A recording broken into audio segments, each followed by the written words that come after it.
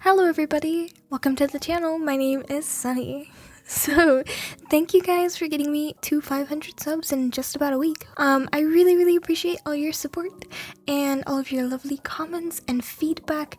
It's been helping me so much on improving by each video, making sure that I got all the information right. I really want to thank everybody who was on stream yesterday celebrating 500 subs with me. I'm so grateful for you guys, like I really am. And I just want to remind you that I also have another channel. It's an art channel, link in the description, and it is about art. So if you guys like my art and want to see more art, there's some art in that channel, and I'm going to be posting some more art related stuff there soon. Okay, so the reason for this video is that the sauce lady, or Chef P, got on to a late night show, and it was a really frustrating interview, and she seems to be unable to really take criticism, even the most fair and tame criticism.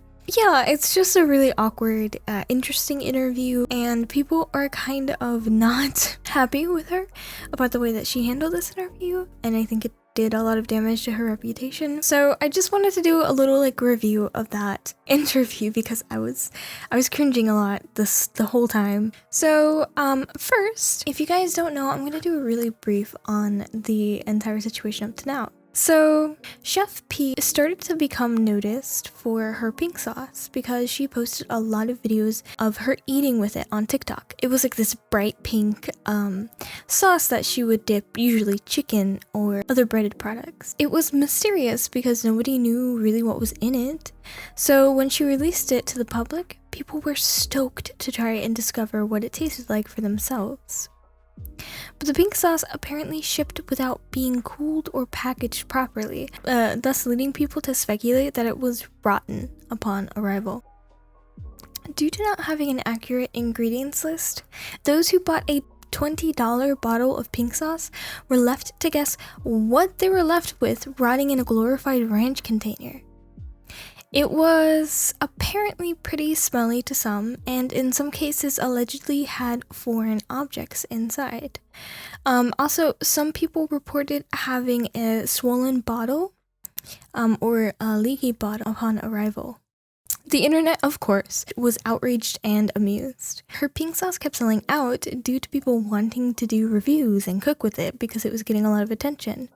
And even just for people who are curious. This was all until the FDA allegedly put a stop to her sale of pink sauce, leading her to no longer sell any, but still having to deal with the backlash resulting from the whole ordeal. Some people alleged that they had gotten really sick, with food poisoning from the pink sauce, which seemingly contained and tasted similar to ranch.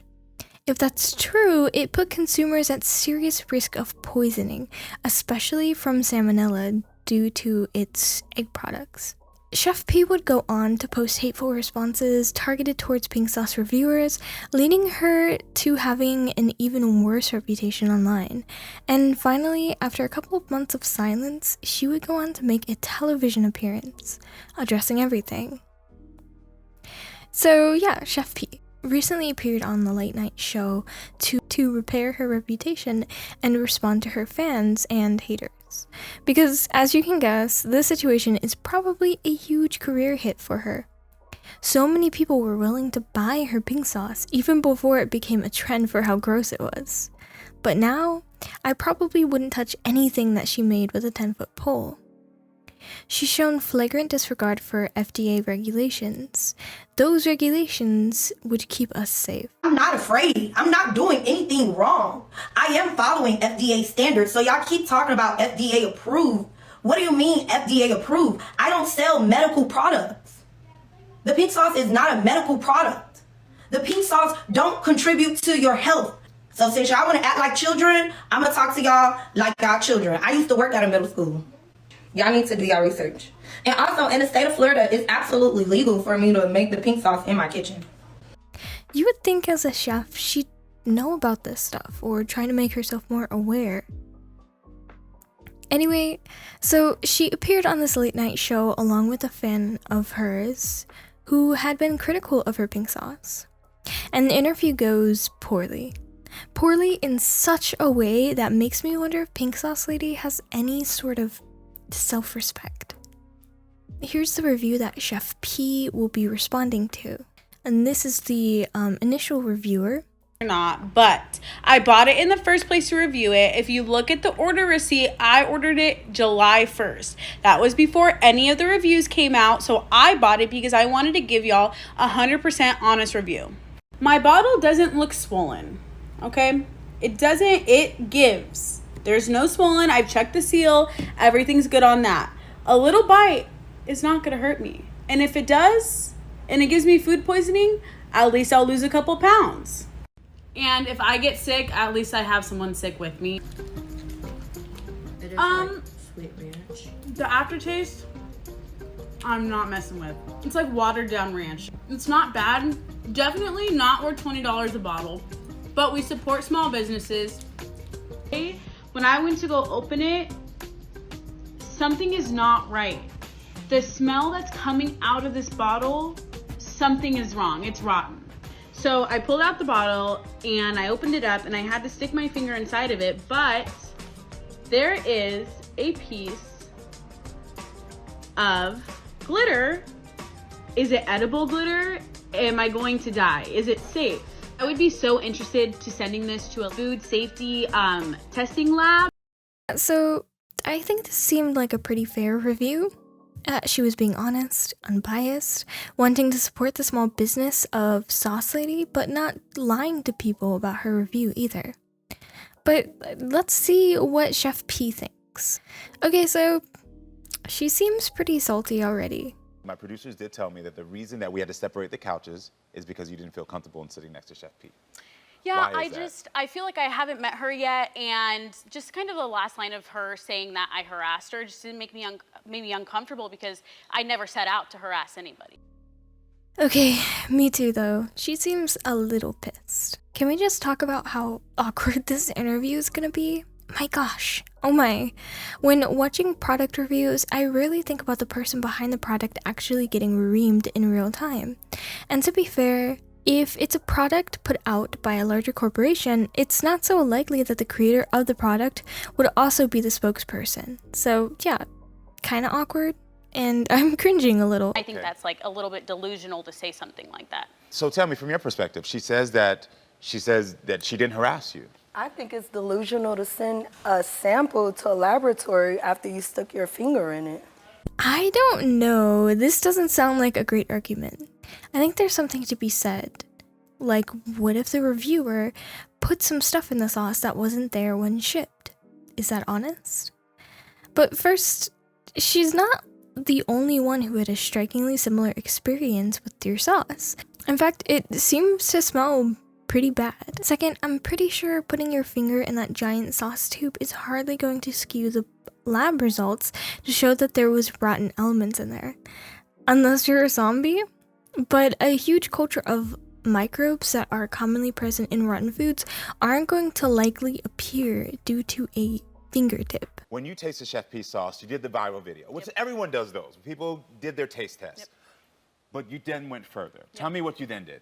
So I saw it and I was like, wow, this is such a cool sauce. It's bright pink, like I'm a sauce girl. So when I was doing the review, there was Wow, if looks could kill, she's really not taking any of this. just so many red flags that I saw in it, like the label, you know, when you make a USDA label, you have to put in batch numbers because if something were to be recalled, you have to be able to trace it down to the salt and pepper that is in something. And so if something... Wait, not to cut you off, but to cut you off. That's so rude and patronizing. Not even listening to her, your customers, or your fans like you claim to have. So you didn't see the video because you follow me, right? Well, I want to hear Allie. Yeah, absolutely. You had your time to talk, so just let me have mine.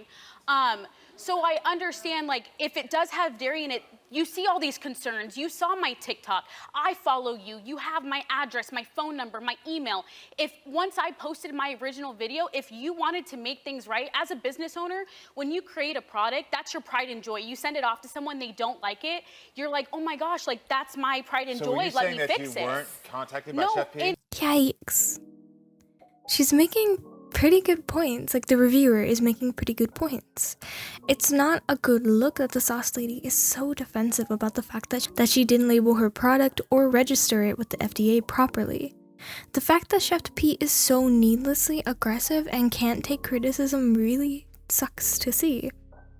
And she's right. She clearly saw the video, and instead of reaching out to the reviewer, who was very humble and honest in her review and trying to make things right, she comes out on the show and starts ripping into her, singling her out.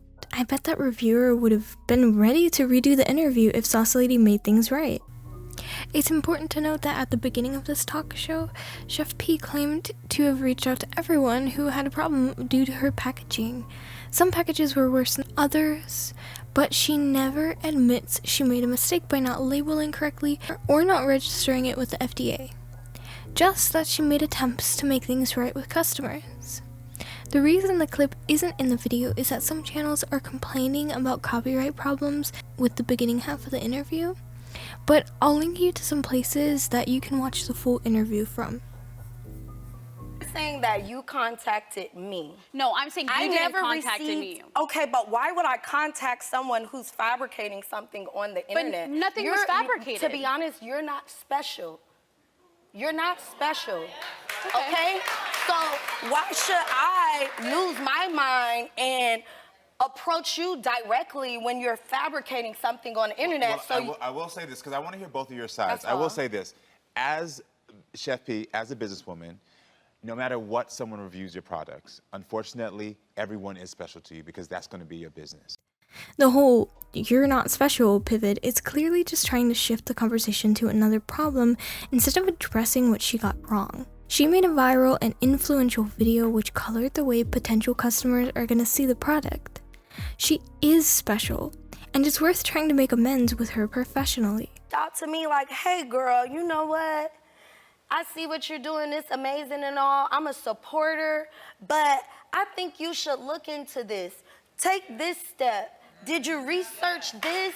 Did you check out your packaging there? Versus trying to tear down my business and my livelihood. You could have contacted me directly, Can you receive that? Yeah, and No. People have the right to review products honestly. There is no reason why a person should be bullied or pressured into keeping their honest product review under wraps, just so that a business owner can pretend to have a good product. If I'm going to pay $20 for a sauce, I'm gonna look up reviews about it anyway. I want to know what I'm paying for. And I can't believe the audience is even clapping. Like, you guys probably do the exact same thing when rating a restaurant or looking up a review before buying something on Amazon. I really don't see how this is any different. Saying that I should have reached out to you, but and I'm gonna touch your hand when I say this. When I said that you're not special, I meant that as you're not special as far as someone trying to hurt me. Wow, this has just got super awkward. And am I the only one who, like, wow, I'm cringing really hard. So I want to ask, like, how is she trying to hurt you? I don't understand. The fact that she can't take the tamest of criticism about her sauce and attempt to fix it is really silly. The whole patronizing her for posting a review, which is commonplace on the internet and something that the internet is best at being utilized for, is really silly. This girl who reviewed you is a really bad example of someone trying to hurt you. Like, I said, there were many more hatred-filled people who reviewed the pink sauce just for clout. And it kind of seems like the sauce lady has some sort of victim complex in all of this. And look, I get it. I'd probably be devastated if I made stickers or something and put my heart into it, and then a bunch of customer reviews said that my stickers were badly crafted or had bad designs. But at that point, if I really cared about that design and I wanted it to be successful, I'd do everything I could to fix the quality of my stickers and to maintain a good business reputation. While the pink sauce lady is doing this and validating her victim complex, but a sauce that genuinely made people incredibly sick due to negligence, she's showing her fans or people that were interested in the product that she cares less about the product itself and more about not being called out. She's ruining her business reputation by patronizing a customer and the people who agree with the review.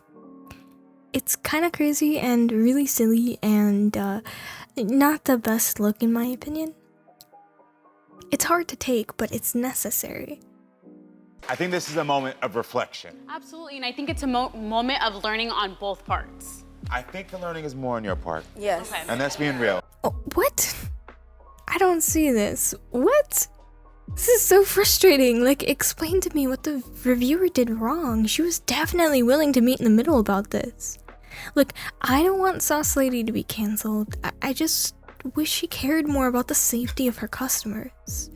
And I think she could have totally recovered from this, and it's kind of really sad to see her burying her head in the sand when she could have had such a bright future in creating food if she only cared about safety. I really hope that in the future, if she tried again, she'd learn from what she did wrong with the sauce. People make mistakes, and it's about owning up to them. But her appearance on the show and people backing her up likely enabled her worldview about not needing to take criticism, and will thus fail to make her successful in the future. But who knows? The internet is backwards. I wanted to pop in this interview from Matosi's channel really quick for some closure. I don't think you're in the wrong here at all, and you're by far not the only person that's criticized this sauce, and you're also not the most, you were very tame compared to a lot of other people criticizing this sauce. So it's really weird to me that they decided to single you out, fly you out, and kind of put you on blast in front of the audience there. Those two things that I didn't like that Karamo did to you on the show, he called your criticism harassment. And then at the end of the show where you were like, oh, we can admit both faults, he just switched the blame directly on you. Those are the two things that I was like, this is really weird for a show host to do. I don't know if I can comment directly on that. I don't believe I harassed Chef P. I still stand by my word of I believe that as a business owner, she should have reached out to me. One last question. Are you ever going to release your test results public, or are they going to remain private? I've commented on them. I don't think I would ever put them out in public because I think that would just create more animosity towards me on Chef P's side. And I do think those test results really don't mean anything anymore because she is fixing things. If she wasn't fixing anything, I believe that they would be important. Man, I love how fair her criticism is, and the fact that she doesn't seem vindictive, even if Chef P and her fans did her really dirty. She still stands by her very fair point that she doesn't resort to name calling. It's just sad to say, but she holds so much more professionalism than Chef P does. And I hope she doesn't get harassed too much due to her review, which was 1 in a million, one of the tamest reviews, one of the most courteous ones too. Anyway, if you want to see both the full video on both of these interviews, I included them in the description down below, along with a link to my art channel and all of my socials. And yeah, if you want to include yourself in the situation, go ahead and click those links down below. I really appreciate you guys watching this quick little video. I just had some small things to say about this because I was really frustrated when I watched the interview. And yeah, thank you guys so much. Bye.